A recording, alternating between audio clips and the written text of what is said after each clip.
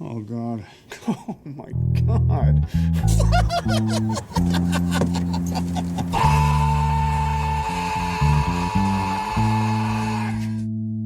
It's kind of like whatever fell out of the back of the truck ended up on the shelves. Yeah, it fell out of the back of the truck and then rolled across 3 international borders and ended up in America.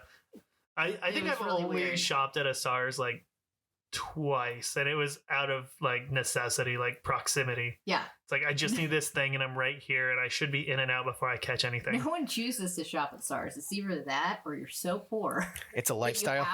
You have to shop there. All right, now we're starting to talk down on people about their choices, and I feel really good about this. So, Marissa, I'm going to need you to start bagging on the pores again, because it really helped for my segue to get us into this episode. I mean, if we can get you into a proper segue, I'm going to do everything I can not to. Welcome back to Cage Match, a roundabout way of meeting Nicolas Cage. I'm Sean, here with Nick. Nick. And our producer, Peter. Hello. And this week we have our special guest, Marissa. Hello. What? Why are you here? Well, I was asked. Oh, okay. See, I'm not involved in the guest selection process, so like somebody will be like, "Oh, that's great. Marissa's going to be on the show. What's how'd that come about?" I'm like, Well- I don't know. Well, okay, so I was asked. That's the short answer. Long answer was I think I was talking about Moonstruck, and basically how I use Nicolas Cage's hand at work all the time to discuss people.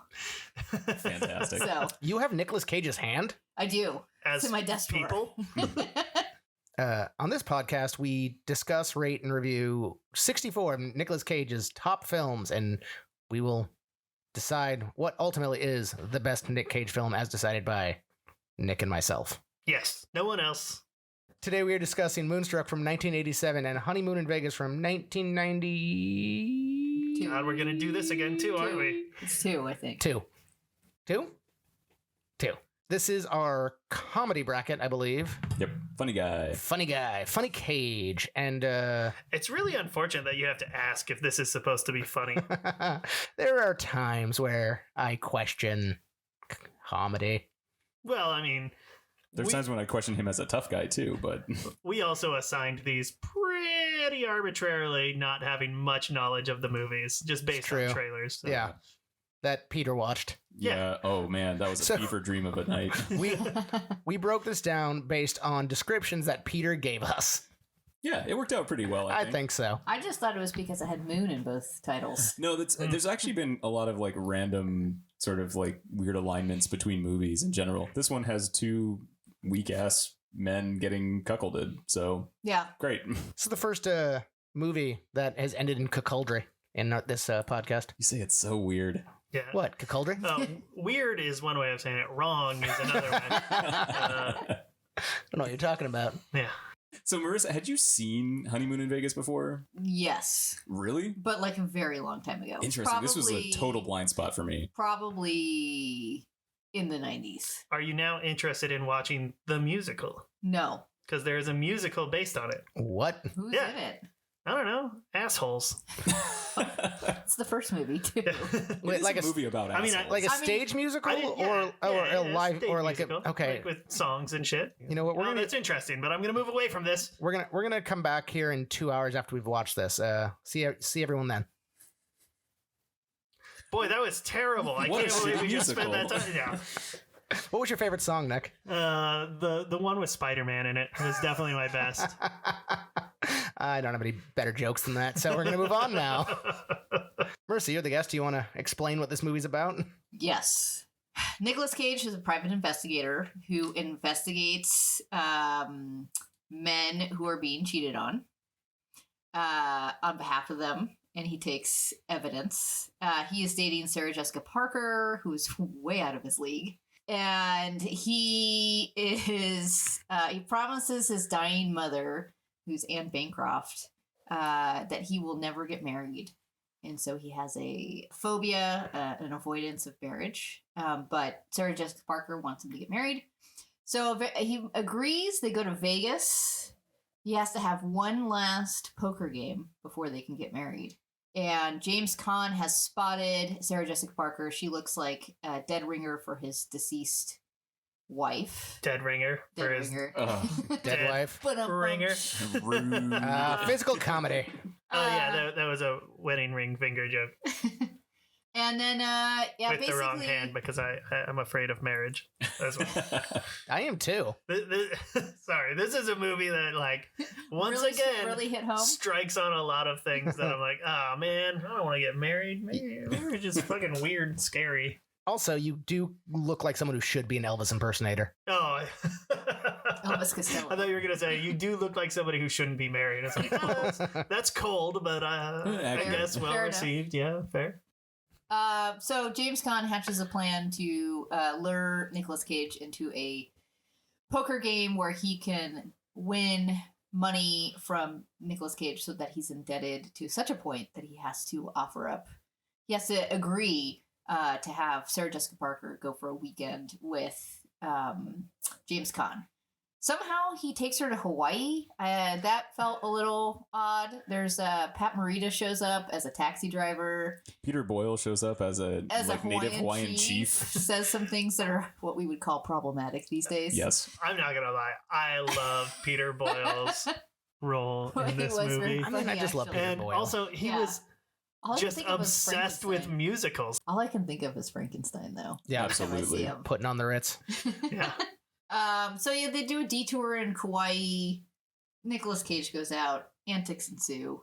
They end up back in Vegas. The only way he can get there is to parachute in as an Elvis impersonator. By this time, Sarah Jessica Parker had agreed to marry James Caan, which seemed really far-fetched. Well, it was under very dubious circumstances. Well, Like, James Caan really starts lying. Her but- reason for agreeing to marry anyone at this point is very specious. Well, all she wants to do is be get married and have kids. Yeah. Which I understand. That's every woman's core desire. But The views in this podcast are that of Nick and Nick's alone. wait a minute. I have to take ownership for everything you say now? Yes. Anyways, she ends up falling back in love with Nick Cage because he jumps out of a Yeah, plane. grand gestures. Yes. Because apparently he was afraid of heights. I don't know. That was like a character trait thing that like Never Was it? They picked never up on established that. They It was in the never Wikipedia. Said that. There's a ever lot of the stuff in the entire- Wikipedia for this one that is blatantly wrong. maybe they added that for the musical. It is fair to point out that Wikipedia is not a credible source True. because it is all user updated.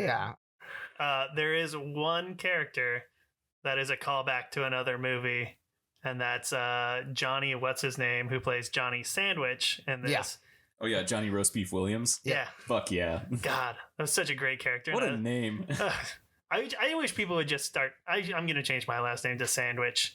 Sandwich is a good last name. So he had a great name. His is best. And then the Nick Cage's buddy was Sally Mollers. Yeah, that's pretty also good. really Yeah. good. And he's a dentist. dentist. Dentist, Yeah. So yeah, it makes sense. Do you think he was a dentist because he had that last name, or he changed his name when he got into You the have profession? to be a dentist. Yeah. It's just True. like, sorry, dude. Family name, family business. Yeah. Richard Eyetooth, got to do it. Let's start from the beginning. His crazy ass dying mother. Oh yeah, that was a great, real quick cameo. Yeah. Yeah. she gives a real look right before she Oh, yeah. dies, too. Oh man, those wild eyes. There's some wild eyes in this, and Yeah. I liked it a lot. But she died. She's dead as fuck. Mm-hmm. What did you think of the animated intro? Okay, so I liked. there was this was a time. It made me think back. I could be wrong that the Money Pit has one of those, but I feel like the Money Pit has an animated intro. I can't remember if it does, but it definitely has that same kind of vibe. Yeah. What's the money pit? Oh, Tom Hanks Tom film. Hanks and Shelley Long. Yeah, They put a bunch of buy money in a house that's a piece of shit. Yep. Man, It's actually based on a 1940s movie, Mr. Blanding's Dream House. Oh. Look at you, Marissa. You're better at us than this. Thanks for the context. Get out. I hope I got that right.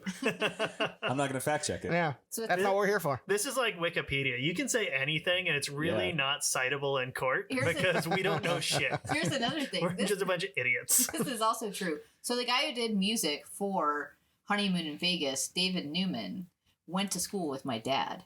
He Ooh. was actually in my Uncle Tom's class. My Uncle Tom's a year younger than my dad. And his brother, Thomas Newman, is a very famous music scorer for movies. Where he's gotten Academy Awards and stuff. Can we so. get him? on this podcast? And is he going to no. get Wait, is Nicolas he- Cage on this Is podcast? he Randy Newman? That's their cousin, I think. Really? What? Yeah. Are you fucking kidding me? No. Why aren't you telling us these things when we meet you?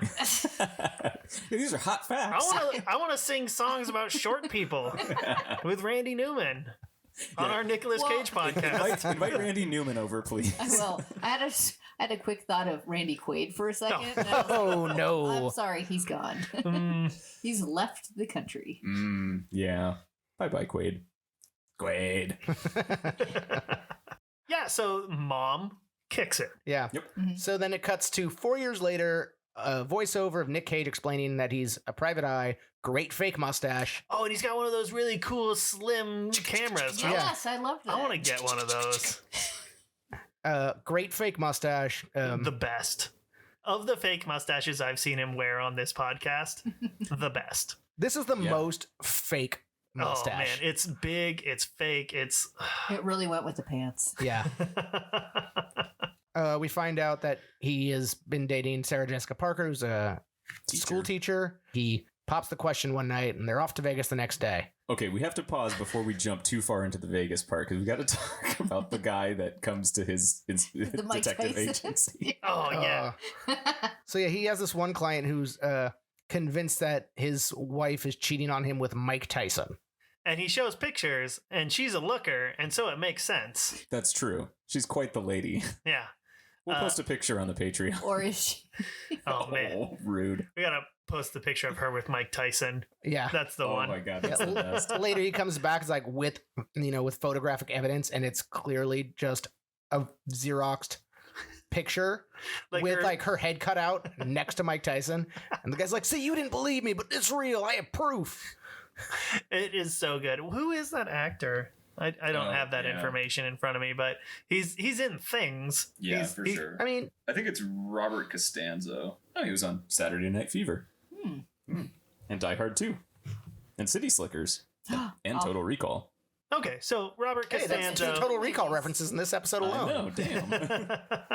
I'm just waiting for someone to make an indecent proposal reference. I mean, yeah, that's kind of what this movie is. but you know what? I mean, predates somebody's it. gonna get an Oh. indecent proposal tonight. I looked it up. Indecent Proposal is 1993. Oh, there you go. So I'd like to say they were inspired. Do you remember like when they did Robin Hood with Kevin Costner and Yes. then Robin Hood Men in Tights came out right around the same time? Oh, I feel yeah. like there was a lot of movies where there was a comedy and then a serious movie Oh, that yeah. just happened to be made around the same time. It's like they only had so many ideas Yeah. in the 90s. I mean, And we still they have do. even less now, I know. That's true. as we're now just remaking 90s movies. I can't wait to get Biodome redone. Oh, it's happening. Is it Is it? really? Gonna be It's a Stephen gritty Baldwin. reboot. It is. No, it is. Fuck. that. It's not. It's a Dystopia. comedy, but it stars. It's a Mark Duplass film. Okay. So it stars Mark like Duplass, and I can't remember the name of the other actor, but they're trapped in a. Is it his brother? No, they're trapped in the. Is it Terry Crews? Is it Pauly Shore? No, Did they bring him back? I hope he has a major cameo. Is Tenacious D in this one also? I hope so. No, they're trapped in a dome. They have no contact with the outside world, and they slowly start going insane. Oh, That doesn't sound the same. but it's a biodome. But it's a biodome. Yeah, okay. I mean, I buy that. So they're in Vegas. Khan shows up, starts ordering people around, sees Sarah Jessica Parker, and is like, "That's a dead ringer for my wife." And he's sad because his wife died of skin cancer, I assume, because he's really weird about the sun. Yeah, he's always talking about her like he said her skin, the doctor said her skin was like a saddlebag. Yeah. It's like, god damn. Which I thought it was weird that he owned a house in Hawaii. And he's hanging out in Vegas. Yeah. Like, Yeah. What's that about? Well, he's a big time gambler. I Like, know, but it's I mean, the gambling scene's probably pretty limited in Hawaii. People are like betting pineapples and masubi. So he already. What? These are the things I love. If I had Those to are good gamble those things. things, I'd be like, oh, okay, this really means something to me. I don't want to lose my masubi, so I better win this hand. Musubi's a great thing to win in poker because, taxman can't tax what you eat. That's right. Come and get it. hands off my government. coconuts. But James Caan sets up a poker game in his private suite and slips like an invitation under their door to get him in there to con him out of this. What was the game actually rigged? I think it has to be. I mean, Oh, it was definitely rigged. Because they kind To of like be able make to it get- seem like it was, but like, what are the fucking odds? For him She to says, get like, a 1 in straight 3 flush million. and then for James Caan to get a slightly higher straight flush right afterwards. Like it's like it would be in a the same statistic hand. anomaly, Like right? 2 straight flushes in one hand. The likelihood is even outside of Hollywood's realm of possibility. It seems like Johnny Sandwich had his hands in this one. Yeah, I mean, they sharked him. Et tu Asian Elvis. There's also an Elvis convention going Eddie. on. Yeah. There are so Eddie many, is so good. I love so Eddie. many amazing Elvises in this movie. Including Bruno I know. Mars. I was Yes. gonna say that. So we get into the game, and it builds up to a hand that should be unbeatable. I believe there's Straight flush to Jack. straight flush to the jack, and so Cage like keeps taking more and more money on credit. James Caan takes the hand with a straight flush to the queen, and Cage is just bugging destroyed, and the Indecent proposal happens. Yeah, the indecent proposal, or at this point, I think it's a pretty decent proposal, where Khan's like, "Hey, let me spend the weekend with your wife. I definitely won't try and fuck her. Nothing sexy. Well, I mean, beyond the normal James Caan sexiness." And he can't find the money anywhere else, so he talks to her, and she's like, "Well, I guess." Sarah Jessica Parker, I keep wanting to call her Sarah Michelle Gellar. Stupid 3-name Sarahs. Sarah Jessica Parker is just hanging out with Tommy. Nick Cage is Jack Singer, Sarah Jessica Parker is Betsy Nolan, James Caan is Tommy Corman, and Pat Morita is Mahi Mahi. Of Yes. course. He's the only person in this movie that is likable. Even though he's still a shitbag. Yeah. He is a shitbag, But he does- he's he's the the- most likable shitbag. He's the only one who kind of does the right thing eventually. I think Peter Boyle's very likable. That's fair. And Eddie's likable, and Roy Bacon is likable. Roy Bacon fucking rules. Yeah. God, there are some fucking bangers of names in this movie. They did it right. Roy Bacon's got some fucking chompers. That's in his what I was Oh mouth. gonna my say. God, he has got- had to have dentures or something. Absolutely. Yeah. Like, Or like 3 sets of teeth. so Just like a naturally. shark. Yeah. Roy Bacon's the leader of the flying Elvises. Yeah. that- Yeah. He doesn't come in until like the last 15 minutes of the movie.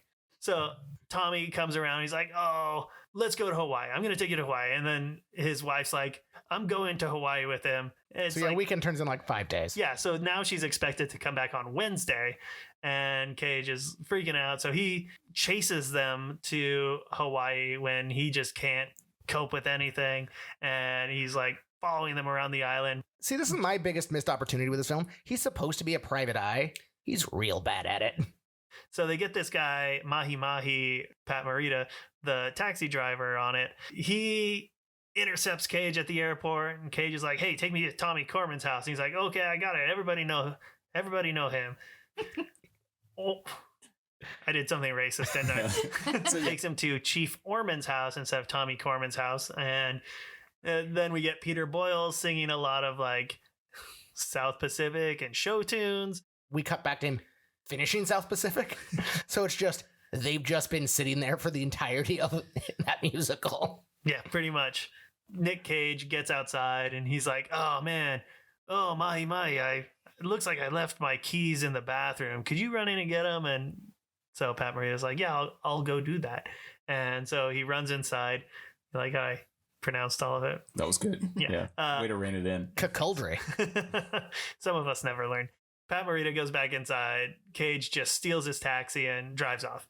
Let's talk about Tommy's seduction, quote unquote. The of- seductory. Yeah. He's a boomer. Yeah. I mean, my favorite part is He's a boomer in Hawaii. They make him look old so fast. It's just, Yeah. Can we talk about his awesome art? Oh, the like Kama Sutra shit. Yeah. Oh, yeah, right when you enter the house. Yeah. Welcome, granddaughter. Yeah, Here's his- people fucking. His son and granddaughter are on their way. That was like one of his sells to like get her to come to Hawaii. It's like, you'll meet my son and my granddaughter. Yeah, nothing weird could happen Also, because they'll be here. how weird is it for your son to be introduced to the woman you just met who looks apparently exactly like his mother? He That'd be did not weird. react to it. Yeah. It must be only James Caan sees it that way. But yeah, Khan gives the full court press. Yep. And it fucking works. Admits to her that like he like set up the game so he could like have the weekend with her. Immediately tells her he's in love with her. No, he was definitely love bombing her, Yeah. Yeah, For sure. which apparently works. I guess. We go back to Vegas because Tommy's gone back to Vegas with Betsy to get married now. And when we're in Vegas, now Tommy's telling her that, like, the game was only for $3,000 Yeah, and that Nick Cage put her up instead of. Despite what he'd said before. Yeah, so he's changing the game. He's like, oh, I only said that to be gentle with you. And it's To like, be fair, her character is a big old dummy. yeah, Like- which really speaks very ill Poorly for of the ex-wife or the So- dead wife. And she's teaching children. Yes. Yeah, that's a scary thought. So Nick Cage can't get a direct flight back to Vegas to chase them. He ends up going to San Diego and then catching a private plane from San Diego to Vegas, which ends up just being the Flying Elvises. They're going there for a big Flying Elvis thing, which turns out to be skydiving. Yeah. Well, and this is clearly before 9/11 because there's no TSA, right? Oh, he yeah. just Yeah, walks not out at there all. with a cardboard sign. Well, Yeah, he's just on I the mean, tarmac. even before that, Vegas, when he- please. when he's yelling at Ben Stein earlier in the film, or the ticket agent's like, sir, can you get back in line? He's like, why? What are you gonna do? Arrest me? Send me to airport jail? And then everyone in line is like, yeah. This That ha- guy fucking fucks. This guy's good. I just like the fact that they were using the green on black screens at the airport. Yes. Oh, It made me wistful for simpler times. Yeah, those were easier days. So James Caan, she's like, let's wait. What's the rush? Because she agrees to marry him. And then he starts, grabbing her and it's like, never walk away from me. Yeah, he starts becoming a huge Yeah. douchebag. Offers her $500,000 to marry him today.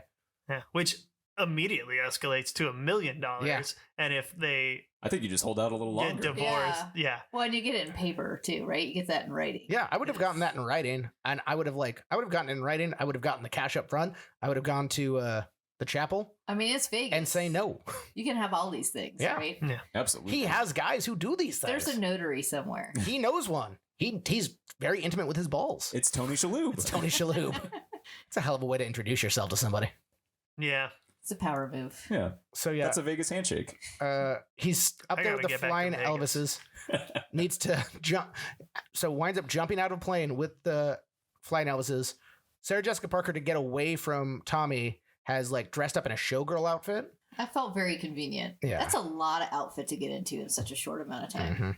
When they're running through the crowds and she's being chased by Tommy, they're announcing all the flying Elvis that are coming in. The last one is Jack Singer. So From New York City. yeah, so she hears that, Numerous times. runs Jack up there, Singer. runs past security. They embrace, they kiss. Tommy sees this and goes, "It's over. He jumped out of a plane for her." Set up a game. That's the movie. Yeah, that Then is, they go get married in front of all those Elvises. which is the only way to get married, as far as I'm That's how concerned. my parents got married. In front of a bunch of Elvises. Married by an Elvis. Ooh. Beautiful. Honestly, Tale as old as time. if I could manufacture it right, I would love to have an Elvis wedding where everybody dresses like Elvis except for the Officiant? person, yeah, officiant, and just do it in Vegas, and only Elvises can attend. I like that. If you had to dress up as an Elvis, what era Elvis would be your preference to get married as? Dead on the toilet. You bring the toilet. Oh, yeah. That's a seat with you anywhere you go. Mm-hmm. I gotta have the sweetest pompadour Elvis. That's my Elvis. I do 1969 comeback Elvis. Ooh, where he did the Fringe. special. 69? Yeah. Nice. Good call. Yeah. Yeah. He's starting to lose it, but still sexy. That's me in a nutshell. Dad bod Elvis. Starting to lose it, but still sexy. Ah, Not yeah. doing those I- military pictures anymore, Elvis. This is the Really, that's all we can hope for at this point. yeah. I do want to talk about his form of acting in this movie, which is just to scream every line in this film, and not in a very cagey way, just to violently yell at people. Yeah, it was just volume. Yeah. Yeah, I think this character definitely got directed interestingly. Andrew Bergman. Yeah, written and directed by Andrew Bergman, right?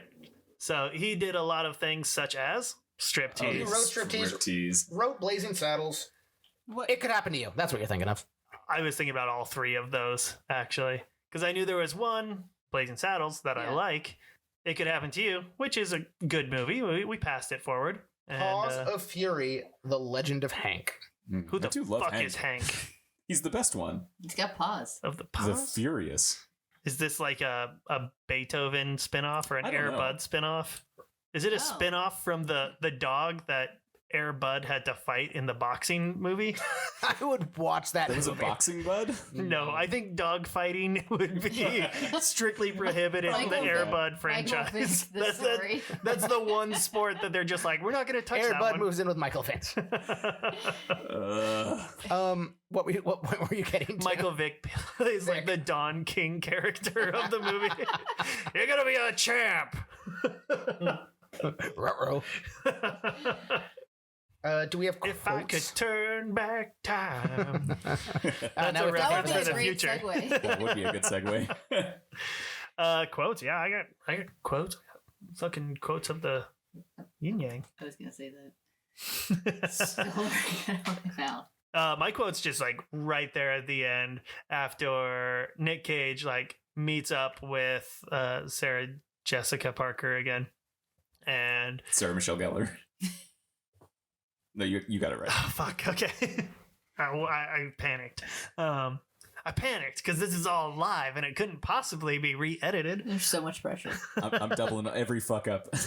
Okay, so they're in each other's arms and like he's dressed like an Elvis and she's dressed like a showgirl. And he's like, his kid said you were going to get married. Did you get a job here? Mine's the line I'm going to use every time I go gambling now. And he's this is after I was going to say Sarah Michelle Gellar. Sarah Jessica Parker goes on the intro date with James Caan, and he somehow has lots of cash still to go play roulette. And he sits down at the table and he says, "It's extremely important that I win." And for some reason, the woman manning the roulette table takes him somewhat seriously and gives him a respectful answer. Mine's like from very early on in the film, and it's him talking about a dream, talking to Sarah. God damn it, Sarah Michelle Jessica Gellar. Parker. About he had that dream about his mom again, and she's like, "Was she naked in this one?" Hey, I only had one dream where she was naked. She was vacuuming. It wasn't sexual. It was about cleanliness. I love that one. That comes back again at the end of the movie too, which is great, where he's like, I had another dream about my mom. I told her we were getting married. And she's like, was she naked? She was still naked, but it was okay. So instead of good Cage, bad Cage, because this isn't a great film and he's not the best in it, I want to know, how long do you give that marriage? I give it a year, 2 tops. No, I think they're so dysfunctional they'll stay together for a long time and just be somewhat miserable. Oh, they're going to have kids Yeah, immediately exactly. too. You're right. It's, it's the kids that'll link them together in sadness, and that'll be it. I don't know. It wasn't a great performance by Cage, and it's not a top 5 movie for me, No. but I don't know. Did I enjoy myself all the way through it? Yes. I did enjoy myself. Did I laugh while I watched it? Yes. I did laugh. Do I think that it deserves to be a part of this podcast? Yeah. Yeah. Absolutely. Jiu-jitsu There's a- is. Yeah, there's a lot. I mean, we've moved all sorts of. Bangkok Dangerous made it into this somehow. They really could have cut like a third of the movie. Oh, though. yeah. Oof. Yeah, I mean, That's what I thought. Yeah, give me a nice 60-minute movie. Yeah. here's the thing. I don't feel like I'm appropriately equipped to talk about romantic comedies. I mean, They're- there wasn't they're just really not any something romance. I like. Yeah, well, Well, I mean, that's a James good Caan throws a lot of romance around, but it's always creepy. Yeah. And it's, Creepy con. I don't know, there's never a sweet, touching moment in this movie. No. No. Hey, Nick, I got a question for you. If I could turn back time, I was going to ask if you believe in life after love. do you believe in life after love? Because that's what this next movie's kind of about. Yeah. Yeah. I read That's my segue. I've read so many interviews from Cher this week. Like, I just got addicted to reading interviews by Cher Awesome. or with Cher for no reason, and none of them really amount to anything in my head. They're all the same. Mhm. Talks about shoes. That's because people only want to ask her questions about her like weird boyfriends, her fashion style, and things like that. I'm just going to put it out there, but Cher is highly underrated. Oh, I really love Cher Yeah. in a sometimes ironic, sometimes not ironic way. No. I never really got the Cher appeal. And then I saw this movie. I'm like, Cher's charming as fuck. Yeah, You want to marry her? You want to be her friend? which is funny because this movie is nothing Cher. No, she's very unshare. Well, she's an Armenian woman. Armenian, Native American, a bunch of other things. Not Italian at all. This movie is aggressively Italian. It is very aggressive Italian. Gypsies, tramps, and thieves. Oh man, when she said Nick Cage looked at her with those gypsy eyes, and I was just like, ooh, spicy. Can't say that anymore. I mean, I'm going to say it on the podcast because it's a freebie. Yeah, that's true. It was a quote from the movie. I take every freebie I can. I always think that Swede sounds like a slur. Swede? Yeah. Swede. Swede. Fucking Swedes. Say the whole word. Did you ever watch the show Iron Horses or something like that? I don't know. What? But there was one like work boss who was Swedish, and they just called him the Swede. And yeah, he was a real son of a bitch. Was it just wings with trains? Yeah. I've never seen Was Wings, Tony so Shalhoub yes. in it?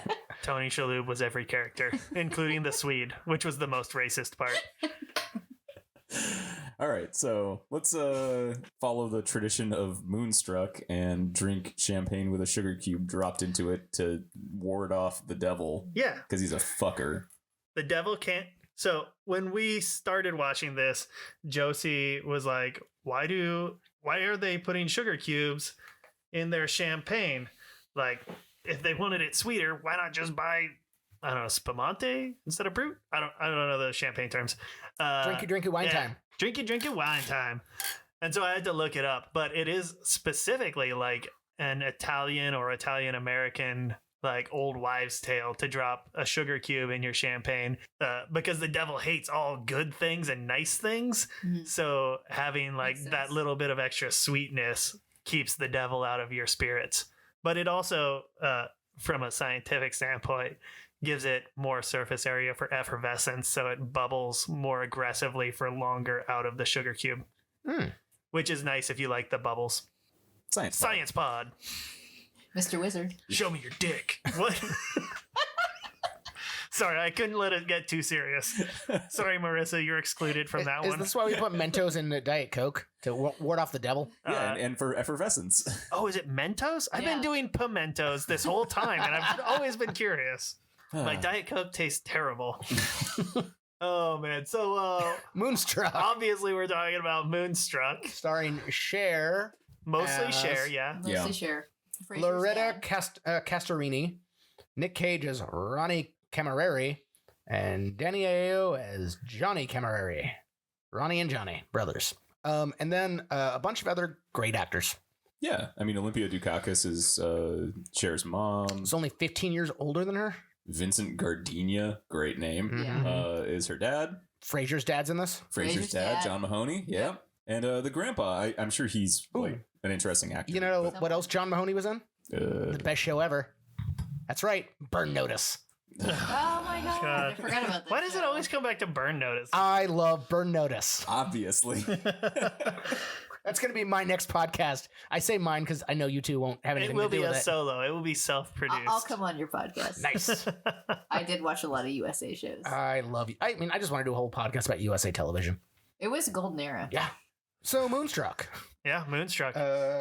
Fucking banger of a film, 1987. It's a great movie. Yeah. So Cher, Loretta is proposed to by Johnny, and she has to work him through the whole process. He's a real lump of a man. Oh, he's a fucking rube if I ever saw one. He's a putz. He's a total putz. Rube Putz. He's a dum dum. He Nice hand motion. he proposes because his mom's dying. And he has to go back to Sicily to be at his mom's side as she dies. We only get like 5 minutes of him and Cher together in this film, Yeah. and the entire time all she does is take care of him. Well, yeah. She buys him gum for the plane. You know, she tells him to wear a hat when he's out in the sun. Yeah, he's a baby. I mean, that's He goes baby. to order the fish at the restaurant. Oh, yeah, she's like, and "That's she's too like, greasy." You Yeah. can't eat the fish. It's going to be too greasy. It's going to sit in your stomach and you're going to fly like that. that's the subtext. His mom is dying. He needs another mother. Yes. for sure. And to be fair, strong Italian woman. Yeah. She's going to tell you what you're going to do and what's on her mind, Well, she's reticent because her last husband died, got hit by a bus, which was bad luck. which is bad luck. I would say so. It's about as bad as it can get. I don't know. Well, she's alive. Yeah. Yeah. But she coaches him through it. She Yeah. takes him in. When she sees him off at the airport, because this movie also has a very unhinged person at the airport, because she's just watching the plane fly off, and this old Italian woman's like, "You know someone on that plane?" And she's like, "Yeah, my fiance." I put a curse on that plane. Yeah, I love that old lady. She talks about how, like, My sister Yeah. stole my man just to be a bitch. yeah, and then admitted to me that she never loved him. She just wanted to be better than me. So I curse her. And Cher just goes, I don't believe in curses. Hold on, I want to back one thing up. So when I mildly touched on Pat Morita's accent, I was racist. Italians aren't people. Okay. As long as we've got that out in front. So continue. The Swede. No, like we said, this movie is aggressively Italian. There's one It character. is very Italian. There's one. We're all just gesticulating wildly. There's one character in here, her grandfather, who most of his lines are just in Italian. And He's he's talking a to his- Russian actor. Yeah, He's but a- like, Okay, so hold on. I want to talk about this, but since we're just on the grandpa right now, he's my favorite He's the character in this best. movie. oh, he has the best. He has the best joke best. in the whole movie. But the best part about him is like not even like on screen. It's the fact that the actor himself is He's 140 now. fucking blind, so he couldn't really see anything, couldn't hear anybody. He was deaf, and he would watch other people, and this is how he would get his cues. When they would stop talking, that's when he knew they were done. So it was his turn. So their mouth stopped moving, and then he would just say his line. No clue what they said, anything like that. Just old deaf Russian dude That's awesome. owning this Italian grandpa role. I appreciated the dogs. Yeah, he has like 5 dogs that are Yeah. just his. Oh, the best dog scene is when he comes back the first time and the dogs go up the stairs and that one dog misses the stair and just takes a header into the stairs. So good. Like he feeds. Classic dog. He Yeah. feeds his daughter-in-law's food to the dogs. Like we'll have food served to him. Then he just gets up, walks it over, and just hands it to the dogs. Yeah, gives sits the back plate. down, and then his son is just like, "My dad needs another plate." Yeah. Oh, no, the best line is what Olympia Dukakis says to the grandpa. Yeah, What after does that. he say? She says She was like, "If you give my food to those dogs one more time, I'm going to kick you to death." yes. So She's my favorite character in this movie. Yeah. Yeah, she's great. I loved when the grandpa was meeting with all of his old dude friends at the like cemetery around the grave of one person that had all these flowers and stuff, but he's got all of his dogs and they're like kicking up dirt and stuff around as he peeing on the leaves. flower Yeah. arrangements. Nobody gives a shit. It's just like, meh.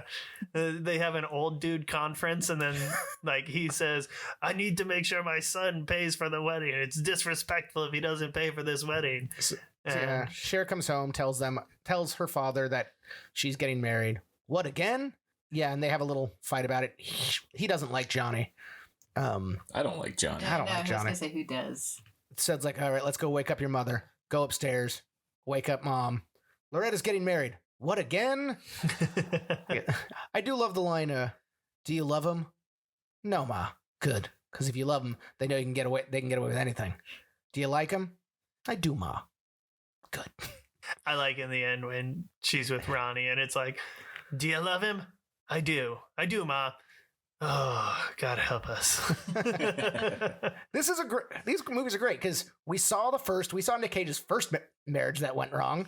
Then we see his second marriage. Perfect. Yeah. That's the connecting tissue for this one. And cuckoldry. Yeah. Cuckoldry. Yeah, Peter. Come on. What the fuck is wrong 21st with century. Cuckoldry. you? So the main point of this film is Johnny was like, his one ask for Loretta was like, you got to get my brother. We haven't spoken in 5 years. He works at this bread shop. You got to call him up and like get him. Nick Cage. So she goes to meet him, and he's shoveling coal into a oven, and Ooh, he's he's sweaty. He's in a Sweaty. wife beater. got those fucked up teeth that make him look like a human being. Yeah. So I did want to talk about this. I talked about it with Peter a little bit. Nick Cage has never been like, Attractive.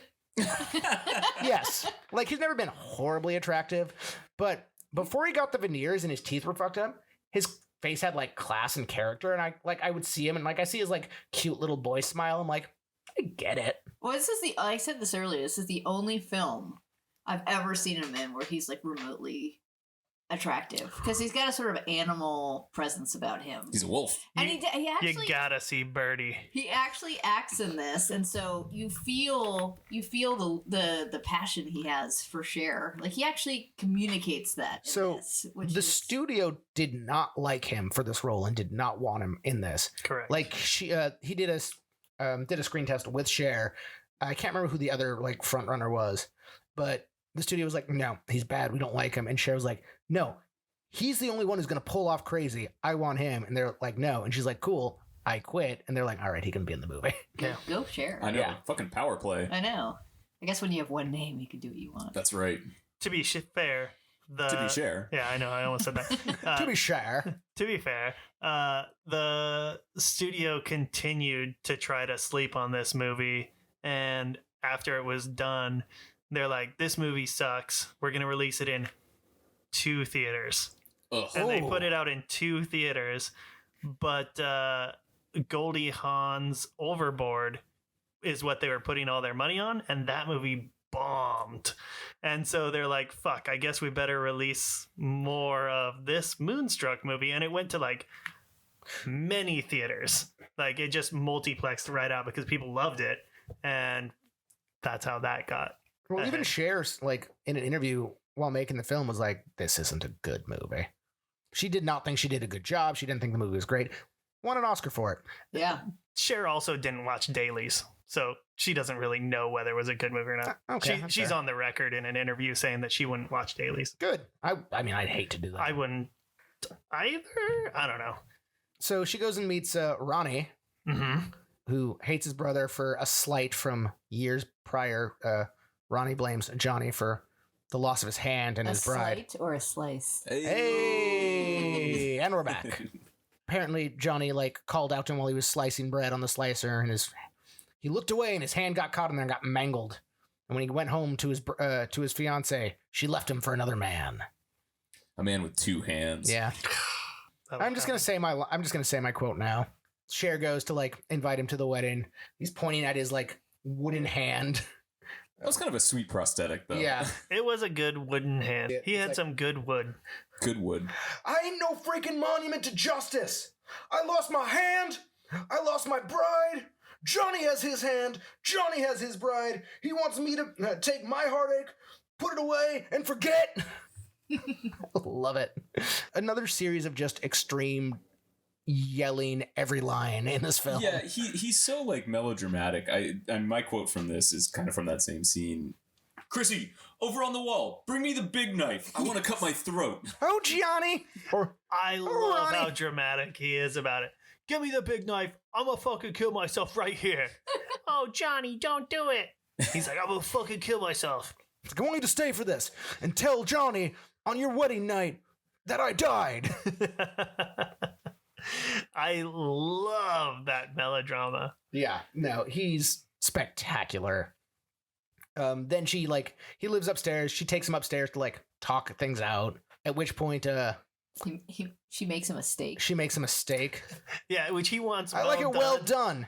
Because they're all babies. Everyone's Yeah. a baby. Yeah. Yeah, that is very true. All the men in this are just like children. Well, no. I would argue that that scene where he flips the table over and he kisses her is where he stops being a baby Yeah, and he starts becoming a man. I love that. Yeah, Well, he had a steak. He Yeah. had to eat it bloody. That's true. She made bloody for the blood.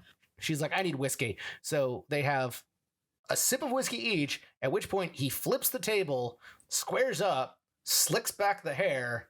Does a shake of the hips. That's Yeah. my favorite part. Then he like just grabs her and kisses her, and like sweeps her off her feet. And she's like, where are we going? The bedroom. Fine, take me there. I don't care anymore. Yeah. She wastes no time to cheat on her fiance. Well, it's because she actually has passionate feelings. Yes, Yeah. I get it. This guy does something. Yeah, no, they have. Johnny does nothing. Johnny was afraid to kneel, like he didn't want to kneel down to propose, which Oh, right, because I it's going to mean- mess up his suit. Yeah. Like, this is a nice suit. I know, I picked it out for you. yeah, it came, It with, came two pairs of pants. That's a nice suit. But I want to also circle back here.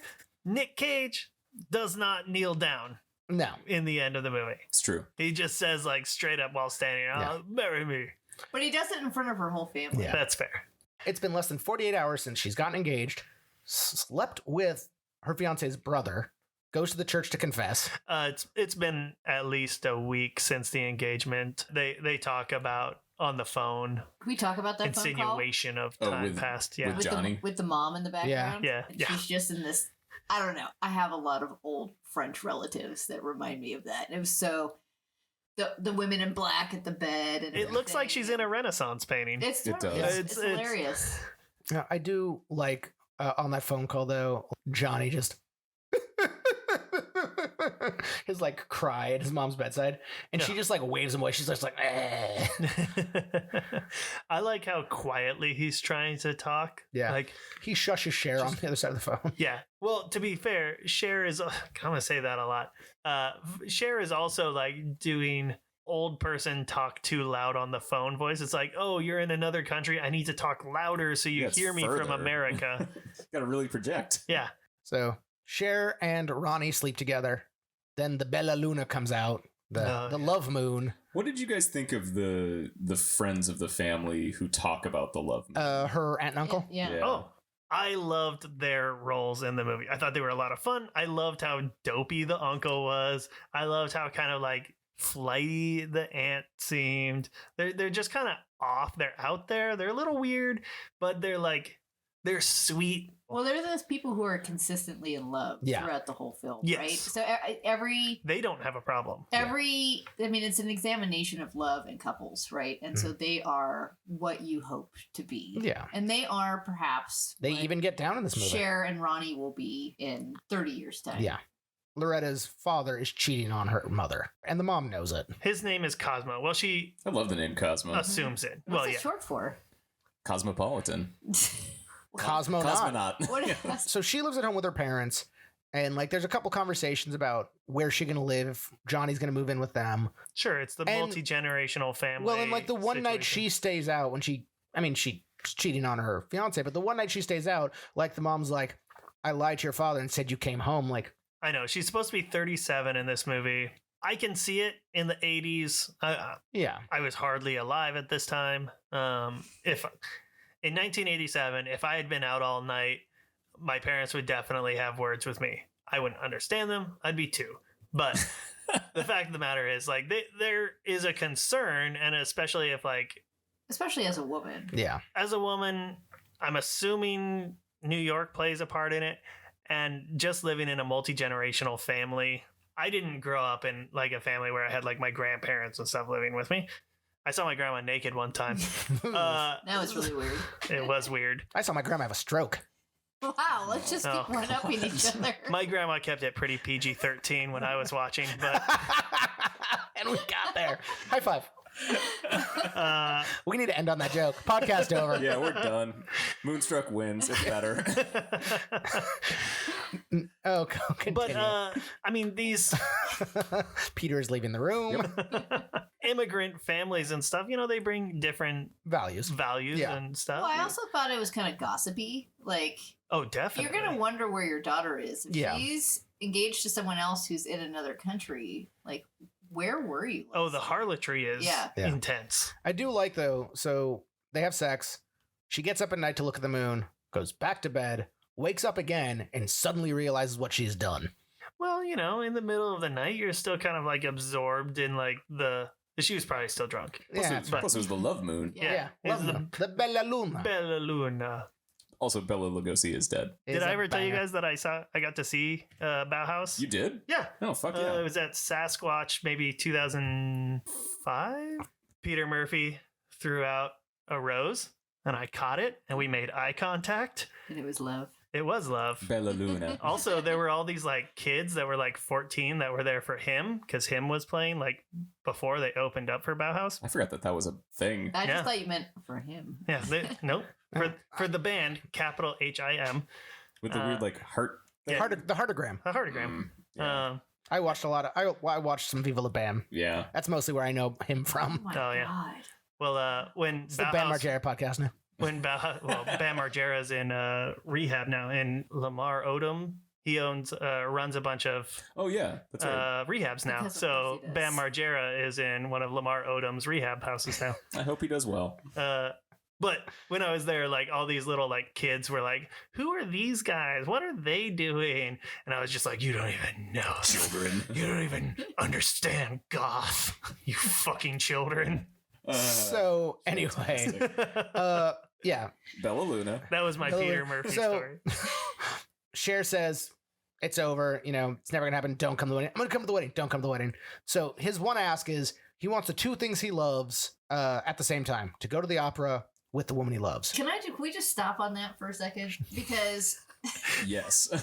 We don't take breaks. We don't stop. We're well, very no, linear. I think that like okay, I'm gonna get a little like lit crit on you guys, but how much more adult can you get than loving the opera, right? As a symbol for being an adult, for True. being a mature human. I I love low-key opera. love opera. I do too. Thank you. And it Well, I'm a didn't child. It didn't come No, you're about until Cher. really late because when I was in You have the hair for it. when I was still doing my undergrad in Montana, the only grad school that expressed interest in me was Ohio Conservatory of Opera.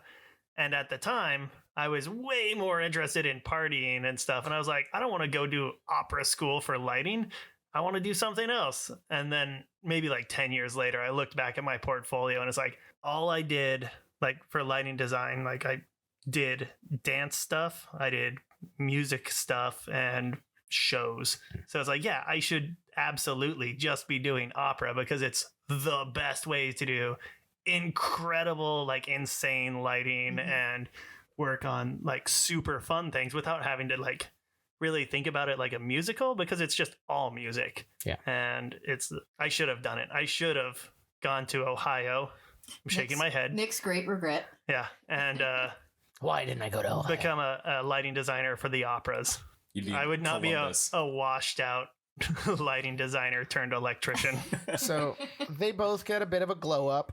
Cher has, a little hair montage, buys, a new dress, some new shoes, meets with Nick Cage, who has a really nice suit on.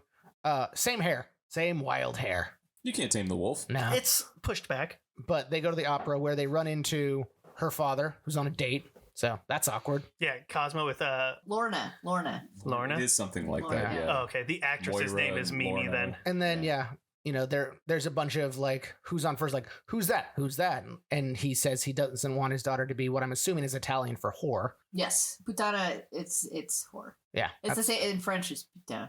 Wait, can we be a foreign language podcast? We can Okay. Only say, for- only say for- it in Italian again. putana. Putana. Yeah. And in French, Putain. putan, Yeah, or pétasse if it's a woman actually. So Oh. putain is a man and pétasse is a woman. puta. Pétasse. No, I'm talking Oh. about men. I'm looking at Sean over here. Putain. Putte. Putain. Pute. P-U-T-A-I-N. Poutine. Put. Putain. Whore. Sex worker, sir. He's unionized. Yes. While this scene's going on, one of my favorite scenes is when Loretta's mom goes to have dinner alone at the same Italian restaurant where Loretta got engaged or proposed to. Can we talk about Bobo? Yes. I Oh, love fuck Bobo. yeah, we can talk about Bobo. Hang Bobo on. is one of the servers here at this restaurant, and he is incredibly like he is He's a simple man. Igor. He's an Igor. He is Yeah. an Igor. Like That's a perfect way he's to describe Dr. it. Frankenstein's Igor. He's just like, oh yes. I'll set your table for you, Mrs. I've got the champagne. But like, so You just she fucked up. winds up having dinner with John Mahoney because they're both eating alone now, where she has my favorite line of the film, which is, let me give you some advice my mom gave me. Don't shit where you eat. Yeah, Because he's a college professor who's dating his students. yeah, and she approaches it so well too, like as if it's some old wives' like sage tale. It's like, don't shit where you eat. Yeah. No, she is my favorite character in this movie. 100%. She fucking rules. Great performance all the way through. And then Mahoney tries to like take her home. Oh, he tries hard. Yeah. He does a great job of being a charming person Yeah. up Yeah. until he becomes kind of the sex pest. He credits this film with getting him like kind of known, and What's the point of him, though? So we have the mom and dad who are having marriage problems. We have the aunt and uncle who are, that happy married couple that have been together. Being in love and in a relationship is the ideal state, Yeah. right? And he is sort of the warning of, especially for men, Yeah. right? If they don't do that, this is what Like, happens to you. He's never been in love. He's bored and jaded with life. Like he says, it's not that he's attracted to the young women as much as it is like he's been doing his job for so long now that he has no passion for it anymore, but he sees a young face and sees someone who is passionate about something he used to be and he just wants to be near that for a while. And it's the whole fear of death thing that she keeps going on about. I do mean, like it's that. his fear of irrelevance, which is death for him. Yeah. Right? So What's interesting, the fear of death thing comes up a lot with Olympia Dukakis's character. And then what's funny to me is when Johnny does come back, he's the only one who says it yeah. outright. Yeah. She has my other great line is Olympia Dukakis when Cosmo comes back home that night from the opera. Johnny's there. Johnny's back from Sicily. His mom's made a miraculous recovery, but Cosmo comes back in and she's like, "Where have you been?" He's like, "I don't know where I've been." And he just like blows her off. He's like, "I don't know where I've been. I don't know where I'm going." And she just looks at him and goes, "Cosmo, you're gonna die one day, just like the rest of us." Yeah. She's amazing. Saying the quiet part out loud. That was great. Also, I do love Cosmo's reaction as he comes in, just being like, "I don't know where I've been. I don't know where I'm going. I don't know when it is." It's like, I don't know why. Johnny's come back. Their mother's made a miraculous recovery. And he needs to talk to Loretta right now, but she's out. No one knows where she's at. She comes home the next day, has a love bite. Johnny's on his way That's over. it. No, That's a Ronnie, hickey for Ronnie has a people. love bite. No, they both do. Yeah, they both do. Yeah, no, that she's part. like, she's like Johnny's gonna. I was like, what? And her hair's still all kind of like done up, and she's like frantically trying to like dress down, and she's like, "You have a love bite. Cover that up." Doorbell rings. Ma goes to answer it. It's Ronnie. I also like that this is the second time that Cher does a costume change in a closet. Yes. That's true. Like Yeah. in Nick Cage's apartment, and then now this here. So this is the scene that I think most people know from this film. So it's Ronnie. Nick Cage comes in and Dukakis is like, "Ah, well, you want some breakfast?" And Cher's like, "No, he doesn't." And Nick Cage is just like, "Yes, Mrs. Castorini, I would love some oatmeal." It's like just such a dumb, but it's like Cher's like, "No, he's not staying, he's going." And he's like, "Yes, I would love some oatmeal, please." So they sit down at the table awkwardly, waiting for Johnny to show up. It's such an awkward breakfast. And then the dad comes down and is like, "What's going on here?" And like gets introduced to Ronnie finally, like officially. Grandpa comes down. Doorbell rings again. Everyone's nervous. It's the aunt and uncle. So now they're there. They're all having coffee. And then the last doorbell is Johnny coming in, who, guess what, wants to call off the marriage because his mom had a miraculous recovery. And if they get married, she'll die. Yeah. Yep. Superstition runs throughout this entire thing. Yeah. He told mom that that they're going to get married. She recovered. And he's like, "Oh, we can't get married now because it'll kill her." Yeah. And then she gets that's such a weird jump to make. Then she gets so pissed off because, like, you said we were going to get married. Like, she doesn't want to marry this guy, but she's just like, that was a promise. Because You if know? we learned anything from Tommy Corman, nobody backs out on it. So he wants his ring back, which is his pinky ring. Yeah. And then, You guys should all start wearing pinky rings. and then Nick Cage just, I've been looking for a pinky ring. I'm looking for a really good one, actually. and then Nick Cage just goes, "I'll marry you." Yeah. She's like, "Where's the ring?" And he's just like, "Johnny." So he takes Johnny's pinky ring and proposes. And they get married. And then that's pretty much the end of the film. With them all having champagne with sugar cubes. Yeah. Don't forget the scene where Olympia Dukakis confronts Cosmo. Oh, yes. Because that's powerful. I thought. He says, what do I have to show for my life?" And everything he has to show is right around him. Yeah. And she reminds him of that. She calls him out for that. I love that she's like, "Cosmo, you have to stop seeing this other person." And then he like there's a pause and he stands up, smacks his hand down on the table, stands there for a second, sits back down and just says, "Okay." That's a good way to take it. Yep. Oh, wait.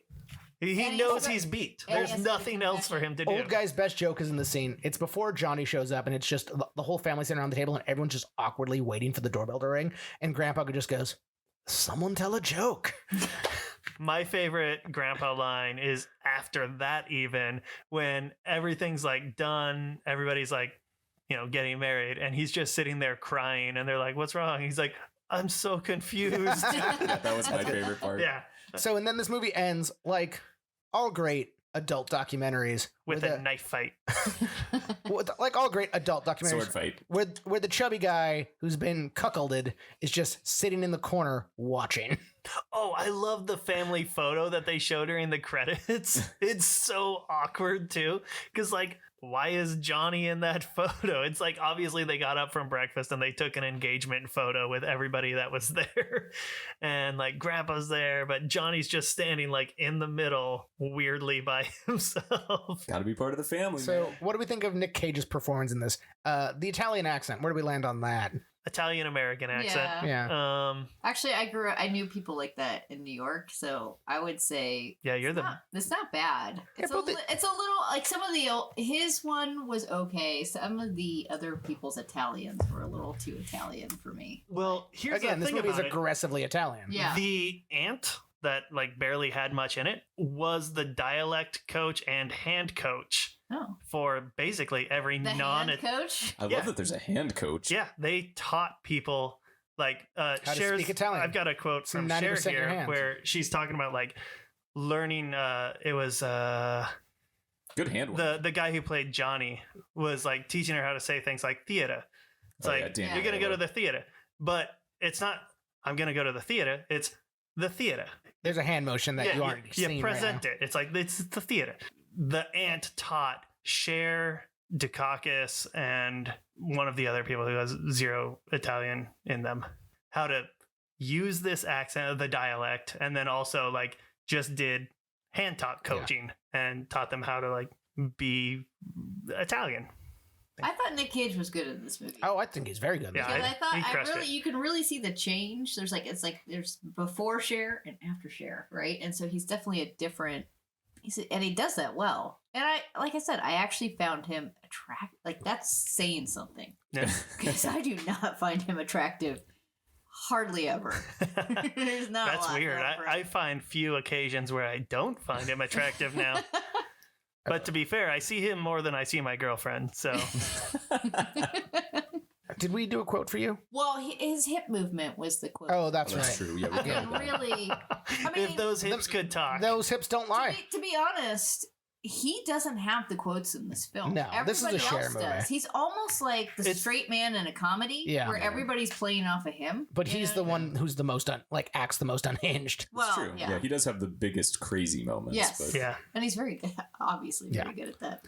And very early in his career. This was only like his 10th movie or something. yeah, something Yeah. like that. So where do you guys put it in the good Cage, bad movie, bad Cage, good movie? Good Cage, good bad, movie. Yeah, bad, good Cage, good movie. Yep. This is a good Cage, good movie. Yeah. And I've got a quote from an interview here from Nick Cage, just discussing why he did Moonstruck. One of the reasons I did Moonstruck was because I thought it would allow me to take more of a chance with my next film, which is a low-budget black comedy called Vampire's Kiss that hardly has mass commercial appeal written all over it, he said. I play a man who's insane and thinks he's a vampire. Everyone told me not to do it, but the script grabbed me by the collar and screamed, "If you don't do this movie, you're a coward." I figured that in order to succeed in the film business, you can't be afraid to roll the dice. And as long as I'm betting, I want to bet everything I've got. So he only did this so he could do Vampire's Kiss, which I think is great. Yes, because that's astounding. Vampire's Kiss is, well, it's the movie that really rocketed him into, Insanity yes, it developed the character of of Nicolas Nicolas Cage. Cage. Yeah. So Nick Moonstruck. Yeah. Yeah, all right. It was a real tight one for me. They're both fun. They're both very enjoyable. For me, I think it's Moonstruck's just gonna. I'm gonna enjoy watching that again. Yeah, putting two romantic comedies against each other, I think is good in my world because I would usually be biased against the romantic comedy. I think we talked about this with It Could Happen to It Could Happen to You. it's not really my bag, Yeah. but this was done well, just like It Could Happen to You was done well. Yeah. And Same director. it's fun. It's a real ensemble piece. Mhm. It's so Nick Cage isn't like prevalent in it. If I had to like base it on how much Nick Cage you get, he's more involved in the other movie. But he's Yeah. not Oh, yeah. better in the other movie. No, this is the better movie, Better performance. better performance, weirder. This is I mean, he's a one-handed Nicolas Cage. Yeah.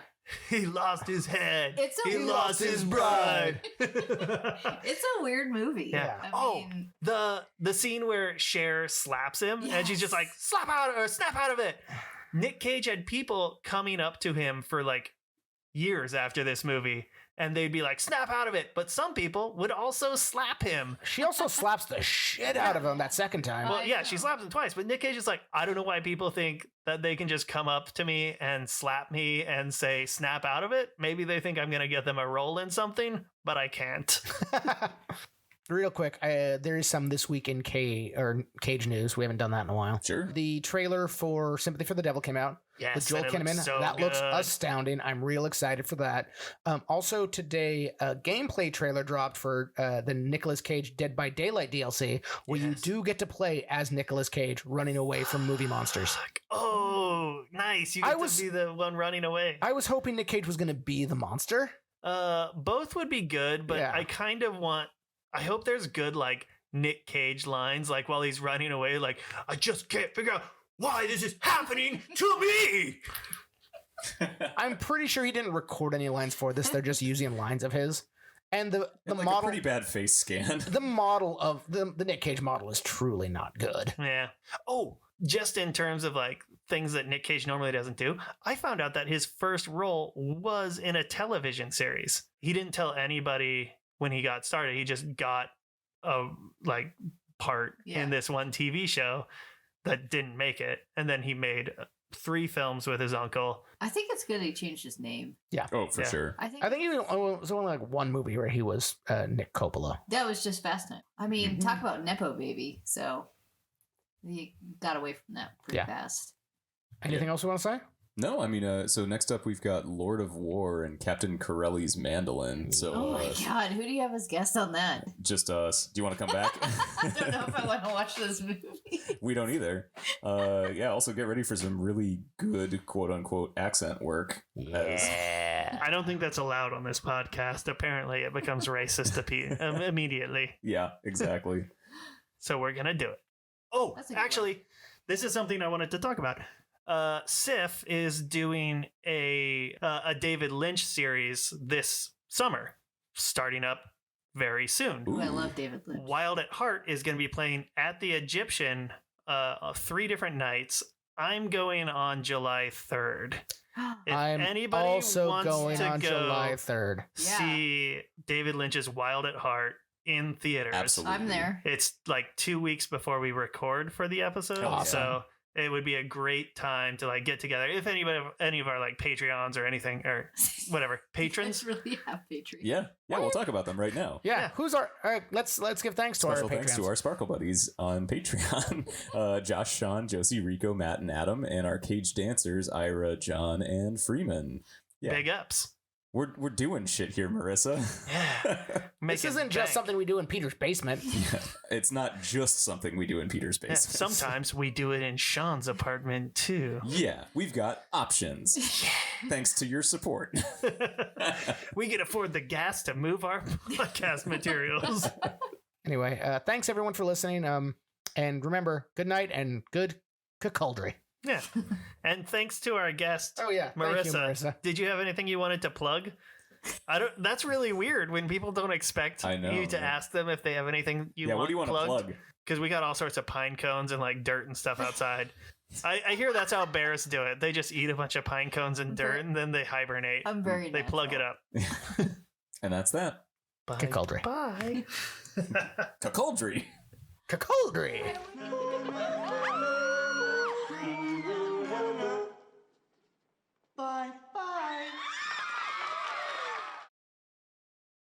That's because you're drinking Diet Coke. With bologna in it. Pimento log. Bologna. Mm. This is a fine Can you beverage. imagine Yeah. slurping? I'm just gonna keep talking about this. Slurping some champagne through a bologna straw, like if you just poured out a piece of bologna and like drank some grape juice through it. Just bubbly, meaty juices in your mouth. Segue out of this one, Sean.